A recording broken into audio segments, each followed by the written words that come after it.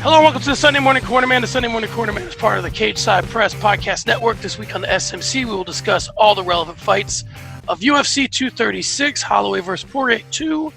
I will do all this with the co-host of the SMC, Keith Shillan, who can be read on SureDog, Fansided, and Cageside Press, and listened to on the Loudmouth MMA Network. Keith, how are you? I'm good, brother. How you doing, man? I'm doing pretty good. I got a lot to talk about, man. Great night of fights last night. So, Keith, on to the main card. Ovince St. Preux will always hang his hat on two things, his Von Preux finishes and his performance against a ring-rusted Jon Jones. Saturday was his second fight against Nikita Krylov, the first which ended with the aforementioned Von Preux choke. But at UFC 236, it was not second verse, same as the first, as Krylov controlled the stand-up and the ground, exhausted OSP early, and found a choke late. Keith, you think, as your tweets will reveal in a later segment that I'm going to surprise you with, that OSP is a washed fighter. Do you think he's washed? Do you think he might have had an undisclosed injury? Was he just outclassed by Krylov? What do we have left in OSP? Yeah. Sometimes on fight night, I get tweeting. I can get a little hyperbole. I can jump to I don't know, exciting. He does. He looks defeated to me. He looks like a guy who's unmotivated, checked out. Even the point where his coach was yelling at him, "You're not tired," this and that. Almost like the coach had to force him into believing it. And St. Preux came out. He came out with a strong wrestling strategy. When every time he took Krylov down, Krylov popped right back up. He made every takedown be difficult, which is a way to really mentally break wrestlers. If you work all this stuff and the guy pops right back up, you do all this work and he just gets up. That'll definitely mentally break you. And about 4 minutes in, St. Preux did this big breath. His mouth was wide open, and then he just checked out. He backed up against the cage, held on, and then the second period, when he went down to the ground, he went for a takedown. It looked like he just gave up and was waiting for a way to all right, stink in this choke. I'll fight it a little bit and then I'll find my way out of it. Was he injured? I mean, it could be. I don't know, but it did not look good. Yeah, I agree. Moving forward, do you think? I think he's lost 4 out of 5 or 3 out of 5 or something. He has not been on a good run. Yeah, I mean, what do you see in Krylov? Do you think he's got a run in him? I mean, do you think he's really? We're looking for guys for Jon Jones, right? And I think we might have found a couple tonight, but we're looking for guys for Jon Jones. Is Krylov one of them? No. You're probably talking about the head of the Jon Jones fan club. I think Jon Jones is the greatest fighter of all time. I don't see anybody beating him. Heavyweight, light heavyweight, middleweight. Max Holloway wants to take on everybody. I don't see anybody beating Jon Jones. I don't see Krylov beating Jon Jones. It wasn't that. His last fight against Jan Blachowicz, he got taken out in the second round. This is a guy who lost to Misha Sarkinov. The one thing that really jumps out to me is, even though he's been around for a long time and he's got over 30 fights, Krylov's only 26 years old, which is still wow, that's really young. I thought he mixed up his wrestling, his defensive and sometimes offensive wrestling with his striking well. I think he sensed St. Pierre was hurt or tired, and then that's when he really swarmed. He kind of turned it up. So that's a good sign to see. Like I said, he's 26, so a lot of times, what did he lose to David Branch? And we kind of wrote him off, or who was it? Was it David Branch he lost to? No. Serkinov. I already mentioned that. Yeah, he lost to Serkinov, and we kind of written him off. I think we should have remembered that he was only 23 years old when he lost to Misha Serkinov. So, I think he could be a guy that works his way up to a title shot. But will he beat Jon Jones? No, I don't see that. I think that – so a couple takeaways from what we were just talking about, or what you were just talking about. So just to clean a few things up, 3 of his last 4 for St. Preux, lost to Latifi, beat Pedro, lost to Reyes, lost to Krylov. When I look at Krylov, I think the 26-year-old that number sticks out to me because it's always a balance, right, between getting experience and do you then become a 26-year-old who's physically 34? Yeah, And that's a and good point. your run becomes a little bit abbreviated because of that. So it's interesting to see. Maybe Karloff's a guy who can use this win as an excuse to take some time off and sort of replenish himself, do some self-care. And I don't know that he's not doing this stuff already, but I don't think that he necessarily needs to strike while the iron's hot. He's in a weak division, or a thin division, I should say. He should probably take some time. All right, the next fight. And going back to St. Preux, we mentioned, I think his only win was Tyson Pedro. He actually got rocked in that Tyson Pedro fight too, like seconds into the fight. Right. So, I mean, he has not been on a good run. Moving on, Keith, I wrote up an intro for Dwight Grant and Alan Jouban. I'm throwing it out the window. I don't know that to be this high up on the card and to put forth this performance really deserves that much of our time. I'll give you my nickel analysis of it, which is Alan Jouban was losing the fight in the first round, and then he just went away. He went away for a little bit, brought his defense out, put his offense away. The thing I put in the intro was it was almost watching a football game. When the defense was there, the offense was gone. And Sure. I just think Jouban was, I don't know, man. And we'll get to the a joke I made in the intro. I'm damn near telling you the intro now, but it was like, Alan Jouban's a model, and on Saturday he fought like one and he acted like one because he threw a post-fight temper tantrum that was completely unnecessary, based on at least the output. So, I mean, I don't want to dedicate too much time to this. What do you have? Yeah, I mean, he definitely overreacted to the loss. You didn't land enough to really warrant a loss. But on the flip side, neither did Grant. I mean, Grant was backing up the whole time. It looks better to be Grant because when he swings, it's wild. Even when Jouban moves out of the way of his punches or blocks them, it just looks better because he flings them, and Jouban is trying to stay tight, throwing down the pocket. I actually scored it for Jouban. I gave the second and third round to him, but it's one of these fights like, gosh, I don't think either one should have won. And I would have been okay with 10 rounds in this. Not a good performance from either guy. I understand that being a counter striker like Grant, but you got to come forward a little bit. And sometimes if you're losing a fight and the guy is just chasing, what Jouban should have done is he should have stood in the middle of the octagon and just put his hands up like, dude, you got to run away from me.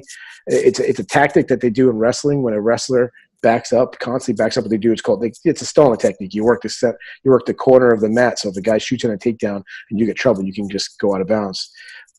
Wrestlers who are good know that will move back to the center and it make you look bad. It makes the person on the outside look like they're running and this and that. I don't understand why MMA fighters don't do this enough. Stand back in the octagon, throw your hands up, and be like, hey, you got to run or you got to fight. But I don't know, after getting hit with some of the shots Grant hit him with, I don't know if Jouban really wanted him to fight. So, yeah. All right, last time we saw Khalil Roundtree Jr. in an octagon, he was getting finished by 205-pound flavor of the month, Johnny Walker. Well, a lot can happen in 5 months. That's the time between the fight and Roundtree's fight with Eric Anders Saturday night. And in that time, Roundtree committed himself to the art of the 8 limbs, Muay Thai in Thailand, and it showed. Roundtree shredded Anders over 3 rounds, and even though he faded a little late, the fight was never close. Keith, who is Khalil Roundtree, the guy who shredded Eric Anders or the guy Johnny Walker made black and blue?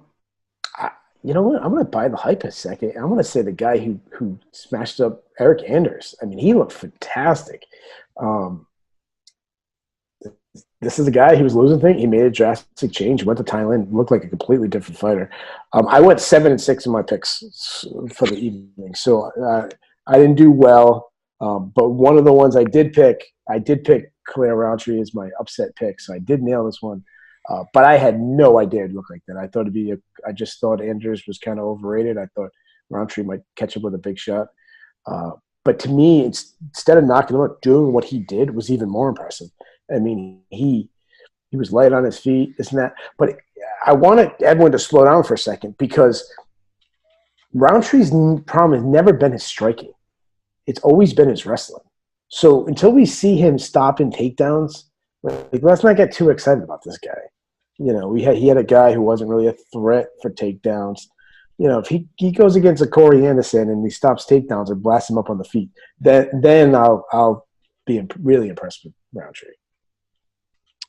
All right, Keith, I know I'm walking myself into something here, but how ready is Roundtree for John Jones? He's not. Okay.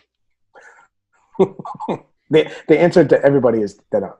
All right. Well, I'll just put that as the default. I'll get like a sign made every time I'm ready to ask you a question about who's ready for John Jones. I'll just pick the sign up and look at it and say, okay, put it back down. But hey, can I go to rant? So the broadcast team, I thought they did a good job. They kept pointing out that the punishment Anders did. At one point, they were screaming like, "Hey, stop the fight!" Like, how many times this guy, just because guy's falling down, even though he's looking at you, sometimes you're like, you got to save a fight for himself. I thought the referee could have stopped the fight, but how about the corner? Like, corners never stop fights anymore, and it's like, why? Why do you sit there and let your guy just get beat up? Like, sometimes, I mean, Anders took some unnecessary damage. He probably lost a couple of fights on his career because of damage. I mean, and think about it. It wasn't that long ago that he had to be carried to his corner and gets a Thiago Santos fight. Mark Montoya, I think, is one of the best coaches in the league. I thought he did a terrible job tonight. I thought he should throw the towel on him. I agree with you. I will say this, though, in Mark Montoya's defense, I don't think Anders – I'm with you that he took a lot of punishment, and today probably sucked, right? When he woke up this morning, it probably sucked. But he did seem at least – not game. Game's a bad way to put it because he wasn't really defending anything well. But I didn't see him where it was like, couldn't stand up on the leg. I felt like he was moving okay. But you're right. I mean, he took a shitload of damage, Keith. Well, and I can't walk away from that. But at the same time, he just seemed more in it than some other guys have. Yeah, he wasn't – he never looked like he was like hurt and just wobbling around where, he's getting his bell rung. But he was taking – to me, unnecessary damage, and he wasn't having moments where he'd take two really hard shots but slide in the pocket and land something. He wasn't landing at all.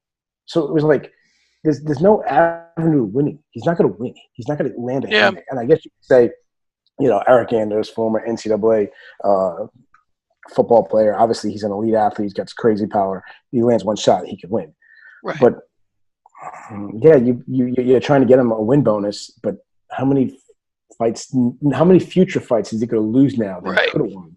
And I mean, that's a weird thing to hang your hat on. It's almost like if in basketball, in the last 30 seconds, you could just heave half-court shots and potentially win. That's an excuse for getting your ass whipped for 4 quarters. You know what I mean? Like, you say, if we stick around, that's kind of when they say that Hail Mary play. Like, no football team waits around just to throw a Hail Mary. So I get where you're coming from. All right, let's move on to the co-main event. When Israel, the last style bender, Adesanya, defeated Anderson Silva, there was an interested party at Cageside. Kelvin Gastelum, not to be out-cringed by Henry Cejudo, borrowed his belt and was parading around Rod Laver Arena in Melbourne with it. It wasn't the belt that Adesanya and Gastelum would ultimately be fighting over, although it was equally as ugly. On Saturday night, the two men put together 5 rounds of legendary combat, and later it was Israel Adesanya who got to parade around an arena with the belt. Keith, I saw Gastelum looking sharp early, but ultimately Adesanya was just too much. He was quicker and more durable fighter and dropped the former tough champion several times in the 5th and deciding round. My big takeaway from this fight was that Adesanya is much more mentally strong and durable than I thought he was, for sure. I had this kid pegged as a front runner from when I saw him, okay? And this is the kind of fight that guys are exposed. John Jones, we didn't know John Jones had what he needed to defeat Alexander Gustafsson in their first fight until he was tested, okay? His groundwork, I believe, this is Adesanya, in the 2nd and 4th, turned what could have been disasters into quick reversals. He looked great on the ground. That kickoff in the 2nd round and those going after those subs, I believe it was in the 4th, brought him right back up to his feet in his high-level striking. Keith, I want to get to what's next for Stylebender, but first let's just talk about his amazing performance. Man, to me, this is the fight of the year so far. It's going to be tough. It's going to be tough to top because of the back and forth nature. I thought both guys had amazing moments. The scale of it being for its title, all 25 rounds, both guys hurt multiple times. Both guys looked like they were going to be finished. I mean, this was incredible. I mean, when this fight was done, I was like spent. Like I don't know if I could get emotionally up for what Holloway and Poirier does next. There was so many questions heading into this fight, and I think they all got answered. One question, is Israel Adesanya legit? Yes, he is. That obviously has been answered. He reminds me of Anderson Silva. And the way he strikes, he closes distance, and not like how a wrestler closes distance, but how he can stay back, and then like a snake, like how they like spring at their victims. That's how or spring at like a mouse or something. That's what he does. Does he have a ground game? Yeah. I mean, he almost got a triangle choke on Kelvin Gastelum, who everyone said, well, if Gastelum gets him to the ground, he'll have a huge advantage. Well, he struggled. He struggled to get Adesanya to the ground, and when he did, he actually was the one who got put in more punishment. At one point, Gastelum said Adesanya has no power. Well, I don't think he'll say that anymore. What amazes me is his vision. He just sees things coming and he slides. The best strikers don't avoid the punch. They obviously avoid the punch, but it's not. They don't get way out of the way. They slide just out of the way to keep themselves in the perfect position to attack. So it's like a punch comes at you, you move just out of the way, so you're still in position to counterattack. And that's where Adesanya did his best punches, which is crazy to do because Gastelum's power. I mean, that's one thing. When Gastelum might have, other than maybe Yoel Romero and probably Adesanya now, Gastelum might have the biggest power in the division. And this is the guy that was a welterweight who wasn't even like known as like this. I mean, remember when he went against Uriah Hall for the Ultimate Fighter finale, and he was the wrestler who's going against the crazy striker power. And to think that Gastelum is the guy that's more likely to knock you out now. I mean, they said he's dropped his last 6 opponents in a row. Yeah. I mean, that's Adesanya, off the top of my head, that's Adesanya, Jacare, Bisping, Weidman, Vitor Belfort. I don't know who the 6th one is. I don't know if Vitor's in the top, whatever. But, I mean, that's insane. The guys he's dropping and hurting. And the other question, how tough is – one thing after the Jacare fight, I mean, I thought both Jacare and Gastelum was kind of like looked like they were really tied in third. I mean, Gastelum's toughness and his chin and his cardio, that he was still going hard deep into the fight. And that's another question about Adesanya. You got a guy who's never been to 5 rounds, and he looked like, I had a 2-2 going into the 5th round, and Adesanya dug deep, won the last round. To me, I give him a 10-8 round. I thought he had many opportunities to almost stop Gastelum. This fight was insane. And it's funny because I don't, in a weird sense, Gastelum losing, I don't think his stock even falls that much, because to be able to strike with someone like Israel Adesanya for 25 minutes and have moments where you hurt him multiple times. In fact, I'm actually more impressed with Gastelum now in a loss than I was heading into the fight. Yeah, so let's get to a couple of things here. I want to talk about the Anderson Silva comparison. I want to talk about the Robert Whittaker fight. The Jon Jones stuff, I want to acknowledge it because, the people that listen to us expect us to be in the know. We are very much in the know that there's some beef between Jon Jones and Israel Adesanya. He's not ready. The problem, and that's going to be a hell of a fight. The problem is, I can't imagine. He's not ready. Hold on, where's my sign? He's not ready. So the thing about that fight is that there's so much that you would have to put away for him to go fight Jon Jones. I don't think the UFC is willing to do it. I mean, him and Whittaker's going to be a hell of a fight. The Anderson Silva comparisons. Here's what I like about Israel over Anderson, actually. The comparison where I'll say they're most similar is they both just go out and get what they need, Keith. If they need some ground game, they go get it. If they need some, whatever. The difference between the two of them, I think, is Anderson relies a little bit more on his chin than Adesanya does, which gives me, because Anderson had a famously fantastic chin. And I think there were times when he would let himself get hit, one, to take a little bit of air out of his opponent, but I think that he paid for that later in his career. I think Adesanya protects his head a little bit better. I think Adesanya that's really the big takeaway for me in a difference between the two of them. I mean, Anderson Silva's a Hall of Famer. He's probably one of the best fighters, if not the best fighter of all time. So I don't want to say that Adesanya's that close to him, but there are some things that I like about Adesanya that Anderson doesn't do. So there's the comparison there. As far as the Robert Whittaker fight, and the way that he protects his head, I think may benefit him against Whittaker. Although I like that he went 5 rounds and could go 5 rounds, because he's going to need to go 5 rounds against Robert Whittaker.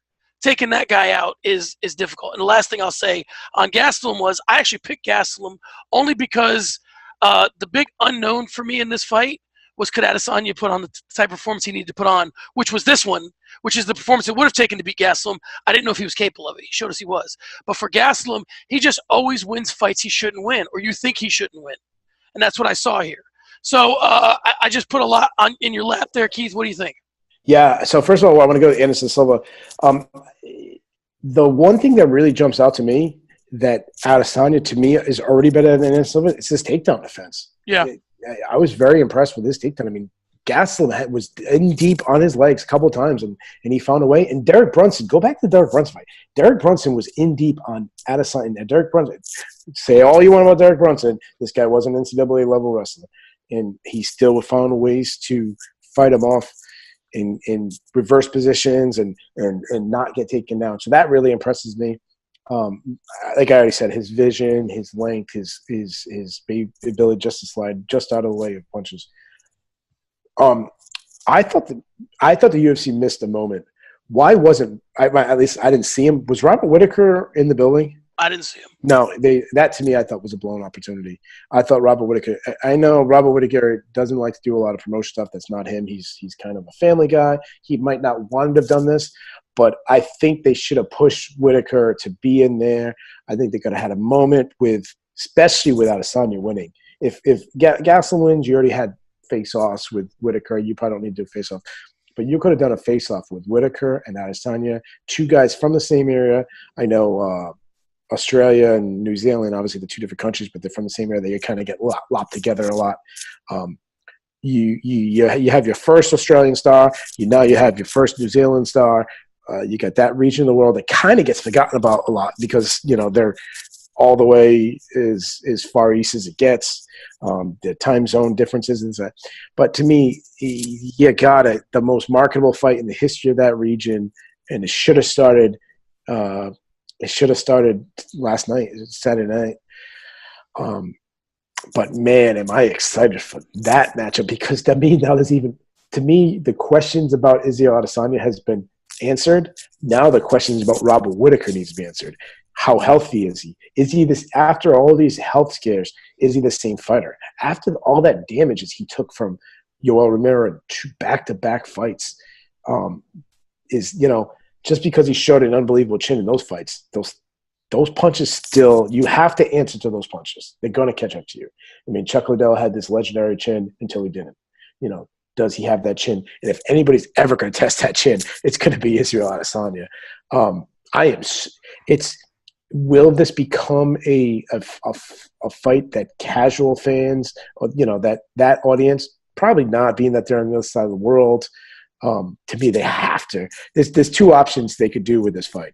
Either one, do it in Australia, New Zealand area, or you go straight Bellator style and put the two fighters in Mohegan Sun, which makes absolutely no sense, but it will work for me. So, obviously, it was a joke about Page and Daly. To me, will this resonate with casuals? I have no idea. If it does, it's got to be all on the backs of Israel Adesanya. He's going to have to do all the promotion. He's going to have to carry. He's going to have to say things. He's going to have to do things. I think he's very marketable. But as a hardcore fan, I am dreaming about this fight. I am so excited for that fight. God, I hope Whittaker's healthy. I hope he can make it to that match because I really want to see this fight. Yeah, and a couple of things you said. One thing about Adesanya, there's a couple of guys, and Chuck Liddell had this. Adesanya and I don't want to take away from his technique because he does have good technique, but he's just got some get up in him, and you take him down, he's the guy that gets up. He just figures out a way to get up. He gets those underhooks in there quick. Like he's got kind of an elastic body, so he's got good balance. He just has a lot of intangibles that lead to having good takedown defense. But as far as the Whittaker fight goes, I like this because they are so different personality-wise. And I think that if Israel Adesanya really wants to turn it up on Robert Whittaker, we may see a side of Robert Whittaker that we don't normally see because Adesanya can get under your skin if he wants to. And he has that personality where he can, hype this fight in the way that we would want it hyped. All right, let's move on to the main event. And real quick before I go into my intro of the main event, one thought I had about this fight. Well, I'll get to it in a second. As of late, it has seemed in the UFC that going up in weight has been the key to success for a lot of UFC fighters. The main event on Sunday saw two fighters who made their bones at 145 fight for the belt in the most stacked division in the UFC. Number 3 ranked lightweight Dustin Poirier used accurate big shots early to get a lead that proved insurmountable for Max Holloway, who did surge late. Keith, Poirier has some good wins at 55. So is this fight a case of he has more experience at lightweight and was more prepared to fight at that weight? Does he have Max Holloway's number? He's beaten him before. Or is he just a better fighter right now? Man, I don't know. I am so wrong about Dustin Poirier. I'm just going to put that out there about it. When Dustin Poirier was at featherweight, top 5, top 7-ish guy, when he got knocked out by Conor, and I remember when Conor knocked him out, I was like, big deal. It's Dustin Poirier. He's nothing that special. And when he moved up to lightweight, when he was fighting Bobby Green, I didn't expect him to make it. I was expecting him to be turned into like a card filler, or I'm not talking about Andre Slickman type, but like middle of the card kind of guy. Nothing special. And boy, was I wrong, man, because this guy, he just looks better and better each fight. His boxing, it's like it just jumps, leaps, and bounds every fight. And where did this they kept talking about Poirier's power, but it's like almost like he got this even new power where he was rocking Holloway with every punch he landed. His hooks were deadly. So I don't know how to answer that question. Is he the better fighter? I don't know. This was Holloway's first fight. I think Daniel Cormier made a really good point about this was a one-off for Holloway where he was going up. He didn't go, you talked about George St. Pierre talked about moving up in middleweight. You talked about whole changing your body. Other people have said that too. So did Holloway prepare his body for a new wake up? Who knows? But man, I don't know what to say, man. I don't even have notes because I was spent after the Gastelum Adesanya fight that I forgot. Well, you're in luck. You're in luck because we're a team, and I have 2 fantastic questions for you. You don't even need notes. So here's the first one. I felt like this fight, and imagine this in your mind's eye.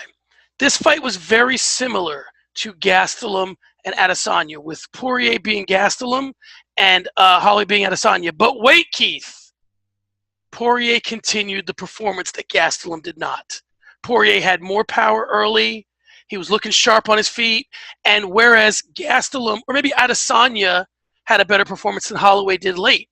But I see them as 2 very similar fights, and just Poirier continued what was working early and answered the talent of Holloway, whereas Gastelum was unable to answer the talent of Adesanya. Am I way out in left field? No, I don't think you're way out in left field. There was a moment, and you can see it, and Poirier actually addressed it. Which is good of him to say this. And this is what I love when fighters just are open up and honest. Anthony Smith was really honest about saying, he questioned about taking a fight for John Jones, and he was mentally broke. And then it got brought up to him about during the seasonal press conference, and he says, well, that's why we don't tell media the truth, because they use it against us. I hope fighters don't do that. I hope fighters continue to be like Dustin Poirier, where he said he was mentally breaking in the 3rd round, and he's like, oh, no, I'm losing. I'm going to lose this fight now. And then he said, fuck this, excuse my language. And he's like, if I'm going to lose, I'm going to get knocked out. And he dug deep and turned it around. And watch the 3rd round. You could see it happen. And I'm thinking, oh, my God, Poirier, Holloway is going to make this comeback. How crazy is that going to be? His volume's going to break him. And Poirier's mental toughness is incredible because he dug deep. And these guys, to me, to see performances like we saw in the co-main event and the main event, like you got to remind them that these guys are like superheroes. they have something inside them that normal people don't have. And Dustin Poirier, who I was always a fan of, but I kind of discounted. I thought Max Holloway was going to beat the brakes off of Dustin Poirier. I thought this was going to be a whitewashing. I thought Holloway was going to destroy him.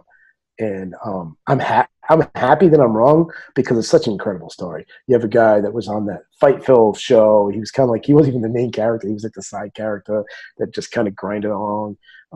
Kind of, at American Top Team, but never the person. Yeah. Never the guy at featherweight, moves up to lightweight. During the whole lightweight picture, you got Habib, you got Tony, you got Connor. They brought in Justin Gaethje. You had Eddie Alvarez, the Underground, and his like cult following, and this and that, and Pettis, and all these flashy guys. Poirier was never the guy. He was always like the guy off to the side. He's a guy that someone threw in the conversation. You're like, yeah, I guess Poirier. And now he is the guy, and to me, that's fantastic. Just kind of always like the bridesmaid, and now he is the bride. Well, I mean, what a performance by Dustin Poirier. I'm in awe of what he was able to do to get a guy like Max Holloway, one of the best pound for pound guys. Man, I don't know if I'm answering your question. I'm just you are. It was a fantastic performance. Yeah. Here's the thing to say about Dustin Poirier is he's the guy that never gets to where he got to. He's the guy that you're like, he continues to build up, but he never actually gets there. And Poirier got there, which is great that he had that night. So I'm going to tell you, I'm going to jump off of that. And real quick, I'm going to send a tweet out later that references this, but and I took a moment last night with my son to talk about Dustin Poirier, and this is why. Dustin Poirier has one of the most famous MMA quotes, one of the best MMA quotes attributed to him, which is, "We fall, but we get up because the ground is no place for a champion." And last night was the fruition of that quote. I've heard that quote 1,000 times. I've quoted it to everybody. I love that quote, and he finally made it happen. Last night was the manifestation of it. So here's the next step, Keith. You're going to hate this. I already know it, but it's true. If I'm the UFC, what's next for Dustin Poirier is Conor McGregor. And this is why. This is why. Okay. Because Khabib – so if I'm the UFC, what I do is I set a date Khabib can't make, whatever it is. The first day he's off suspension. I set a date intentionally that he cannot make. I strip him of the title. I give Poirier the Conor fight for a couple of reasons. One, he's earned it. He's earned a Conor fight. Sure, yeah, Plus, he's the kind of man who deserves that payday, and the Khabib-Poirier money will always be there. If Poirier beats McGregor, then you book Khabib-McGregor. But if McGregor wins, now he has the title. You've stripped Khabib, you set Khabib and Conor back up. I think that you reward Dustin Poirier with a big payday fighting Conor McGregor, and you give Conor McGregor a fight he can win. So tell me why I'm wrong. The question is, what about Tony Ferguson? He fights Khabib. We've been waiting for that fight anyway. Yeah. Strip Khabib, make him fight Tony, Poirier and Conor. Yeah. There you go. Know what? Everybody's happy, Keith, except for you. Yeah. No. I'm happy. I'll tell you what happened. You got Habib, you got Tony, you got Conor, you got Poirier. Man, I just want to see the best fighters fight each other. So if the UFC goes your route, I'm cool with it. I'm watching it. I'm excited. The only thing I don't want is I don't want them to give in and give Conor the fight. I love that Habib is like kind of shrugging him off, like, hey, get some wins first. Because it's still a sport, and you can't give out these interim titles and not reward them.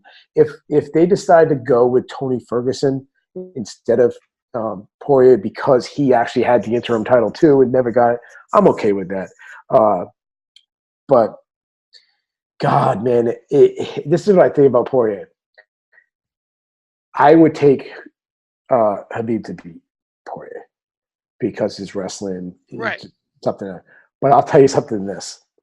I am a lot more confident in Dustin Poirier now than I was 24 hours ago. Yeah. You asked me this question 24 hours ago, and you asked me, is Dustin Poirier ready for me? I would have gave you the same Khalil Roundtree, John Jones response. Like, and now I'm like, man, if he lands one of those left hooks, if I think at this point, oh man, now that you bring it, now I'm starting to think about Conor because I wasn't expecting that Conor to get thrown in. Now that I start thinking about Conor and I'm thinking about the stylistic matchup, now I'm thinking, oh man, Conor's left hand and Poirier's like pocket boxing. Now that's got me excited too. So, man, I just want the division to come together. I want guys to fight each other. So yeah, man, I'm cool with anything. And let's not forget. I think it's going to be Poirier versus Habib because Habib was tweeting about it yesterday. I think Habib said he scored it for Holloway, which we haven't even talked about. Yeah, I'm okay if someone actually scored it for Holloway. If people gave the rounds 3, 4, and 5 to Holloway. I'm okay with it. I didn't. I gave 3 rounds. I don't remember exactly which. I gave 3 rounds to Poirier, 2 rounds to Holloway. You could actually have given a 10-8 round in the first. I didn't because Holloway did have a couple of good moments, so I didn't give him a 10-8 round.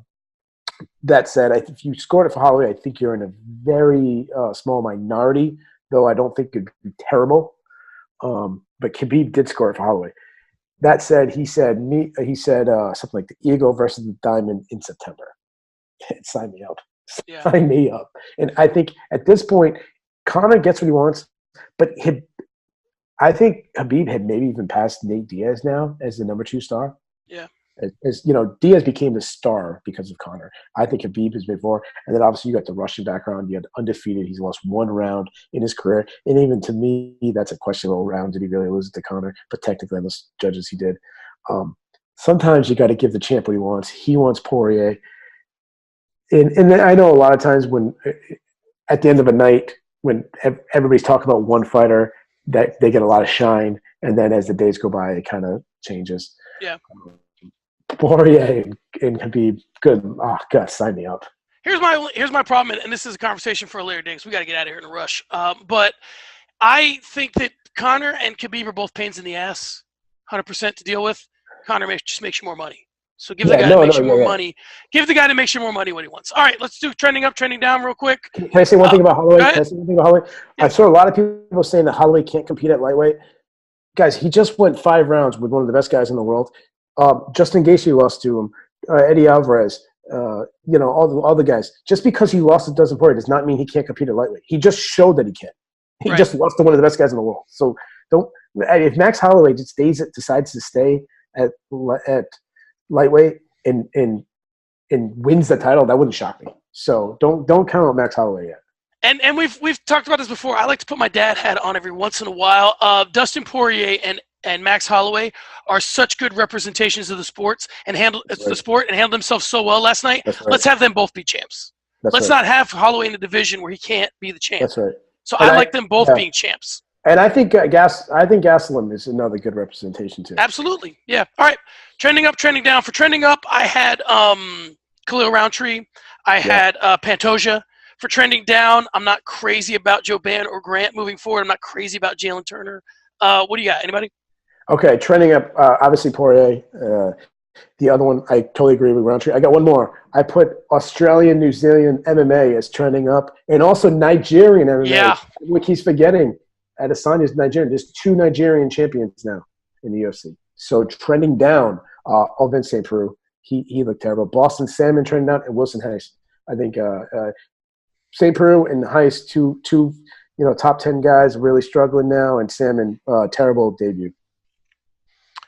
As far as not for nothing, Alan Joban, not for nothing, but if you're going to throw a fit, maybe throw more than, 24 punches? What was it? I think it was 24 punches. So if you're going to throw a fit, maybe do a little bit more output. Not for nothing, but if the announced team is talking about the Khalil Roundtree fight before your decision's read, you probably just had a shit fight. So not to take 2 shots at Alan Joban and Dwight Grant, but there you go. Not for nothing, Max Griffin, if you want to get on the Joe Rogan podcast, maybe do a little bit better than a split decision in the prelims. Not for nothing, Max Holloway needs to send the cut man of that fight a part of that bonus check because he was a mess after the 3rd. Not for nothing, every ethnicity has a zombie, the Brazilian zombie, the Korean zombie. And Eric Anders is a man of tough-to-determine ethnicity, but whatever that ethnicity is, he is now that ethnicity's zombie. All right, Keith, anything? Yeah, not for nothing. The shoey. Open up with the shoey. The shoey is gross. Can we just move on with that? The shoey is gross. But if someone pays me $20, I'll do the shoey live on the show. Not for nothing. I already mentioned this, but Andre Sigmundtut, you probably shouldn't be holding your camps in Pawtucket, Rhode Island instead of one of the best teams. Not for nothing. UFC, you don't have to always match up hot chick with hot chick. A girl can fight a non-attractive girl. Not for nothing. Stop talking about guys' boxing potentials. It just doesn't matter anymore. Not for nothing. How about Ali Abdelaziz trying to be peacemaker between Max Griffin and Imadaev? Ali is the biggest hypocrite. He's always starting fights. Stop trying to be a peacemaker, Ali. Just be Ali and cause more beefs. Not for nothing. Mark Goddard. take a point or do something to get him to give us an illegal up kick in the Jalen Turner is as legal as day. Don't say it was grazing. The guy's got a heel in his eye, not for nothing. And my last two more not for nothings. Eric Anders throwing the towel, and not for nothing, I haven't seen Alabama get dominated like Eric Anders did since the national championship game. Nice. And I'll throw one more. Oh man, you said something that sparked something in my head, and I can't remember. All right, shocker of the night, Israel Adesanya for me. Not the fact that he won, but I thought Adesanya's durability and performance in the championship rounds were honestly a little bit of a surprise. I think that was the only unknown in the co-main event and main events going into the fight. Everything else went to script, right? Poirier fought like Poirier fights. Holloway fought like Holloway fights. Gastelum fought like Gastelum fights. Adesanya showed us something tonight we hadn't seen before. Yeah, most shocking to me, it's kind of a little tie. I thought Poirier's boxing was even more impressive than I thought. In Cleo Roundtree's performance, I thought was really shocking. From the notebook, a couple of things. Anik, Rogan, and Cormier have become the A-team, and they're really settling in. As much as I like Dominic Cruz, those guys like each other. They like, calling fights together. They play off each other well. I think Cormier and DC and Cruz have a one-upsmanship that Rogan just doesn't have. Rogan is very good about being deferential to fighters. He'll let them have their space, and he's okay with it. My Anikism of the night is John Anik said, both men so in their element in a fight about two fighters who were fighting. Okay. A couple others. Hold on. I just want to build off of the DC one. I'm sorry to interrupt. No, go ahead. I 100% agree with what you said. DC gets better every one. DC is the perfect balance between technical analysis and personality. Yeah, because he has that fanboy personality he brings in it, and it's the perfect balance. He knows to give what we need, but also entertain it. DC is great at everything he does. When he retires, they've been talked about for years of who should replace Joe Rogan and be the Joe Rogan. It should be DC, and I think they're already molding it. How about this? I should have brought up earlier. How about Bilal Muhammad? I never heard this when he talked about when he breaks down a fighter, instead of watching film on them, he finds someone who's similar to him but better, and then studies them. That's a really interesting strategy. I love that, and that's it. That's all I have to say. No, that's good. And the other thing about DC that I saw he did last night, and this is definitely an ESPN thing, he explained the Whizzer. And it was a great explanation, by the way, but you don't see that a lot in the old days. And I think ESPN's saying, hey, you're saying shit, and nobody knows what it is. I know your fans do, sure. But the rest of us don't, so that was a good thing. Referee George Allen moved around the octagon like a goddamn dancer. Smoothest ref I've ever seen. What else do we have? I liked it. Rafael Cordero said, don't stop to Kelly Gastelum. He said, don't stop in front of him between second and third. It's a small thing, but I thought it was a big thing. I thought it was I liked that note. And then somebody said, it was DC. DC said, both of these guys in the Poirier-Holloway fight are successful moving forward. Neither one of them wants to fight backing up. And whoever the guy was that was going forward was the guy that was the more effective fighter there.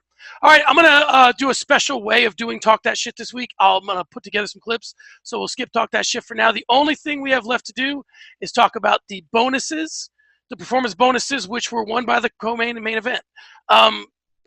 You can't argue with that, right, Keith? Great call. Yeah. It sucks if you're Taha, who got a 25-second knockout, or Pantoja, maybe even Krylov. You get revenge and a loss, but this was a no-brainer. You had to do two fight of the nights. Did we talk news? Because there was a little bit nugget of news. Two more things before we get out of here. Let's talk real quick about the event. So it drew 14,297 for a gate of 1,908,721. So that was cool. Rich Franklin going into Hall of Fame. Your thoughts?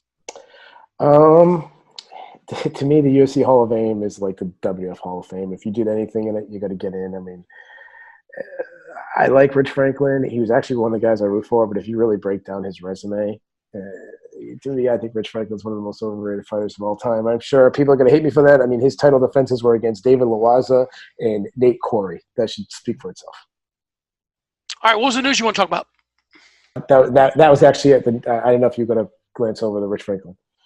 All right, there you have it. Another one in the books. A great card, a great podcast. UFC 236. Keith, tell people where they can read you. Oh, you're not gonna do the talking shit? I got a whole different way I'm gonna do it. Okay. I hope you mentioned. How about Brandon Davis giving love for Game of Thrones? That was awesome. That's right. Yeah, I'll make sure I get it in there. Oh, one more. I'll throw one in there just because you did. My favorite thing I heard from a commentator all that last night was DC said Kelvin's got a big gas tank as big as that head. So I like that too. All right, tell people where they can read you. Tell people where they can listen to you. Tell people where they can follow you. Hit them up. Yeah. So this week I just so you can follow me. It's Keith Shillan. My last name is spelled Shillan, and then the letters MMA. So at Keith Shillan MMA on Twitter. You can read my stuff at SureDog, Fansided, and Cageside Press. The big article that's coming out this week.